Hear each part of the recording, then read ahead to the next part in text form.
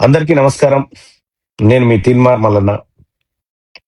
చాలా రోజుల నుంచి మీకు కొద్దిగా అందుబాటులో లేని మాట వాస్తవం. దానికి కారణం ఇవాళ నేను కొద్దిగా నా కూతురు ట్రీట్మెంట్ కోసం వేరే హాస్పిటల్‌కి రావడం జరిగింది. అందులో భాగంగా మీకు అందుబాటులో లేకుండా పోయాను.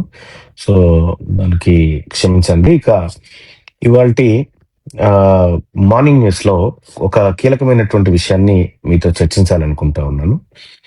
ఒకటి, కాక్రోచ్ జనతా పార్టీ నిన్న జంతర్ మంతర్ దగ్గర, ఢిల్లీలోని జంతర్ మంతర్ దగ్గర చేపట్టినటువంటి ధర్నా ఏదైతే ఉందో, ఆ ధర్నా ద్వారా 2, 3 అంశాలు మనం ఇక్కడ గమనించాలి. ఒకటి, భారతదేశంలో నియంతృత్వ పరిపాలనకు వ్యతిరేకంగా, మరి ముఖ్యంగా యువత, ప్రజలు కంటే యువత మేల్కొన్నదంటే నిజంగా ఇదొక శుభ పరిణామం ఈ దేశంలో.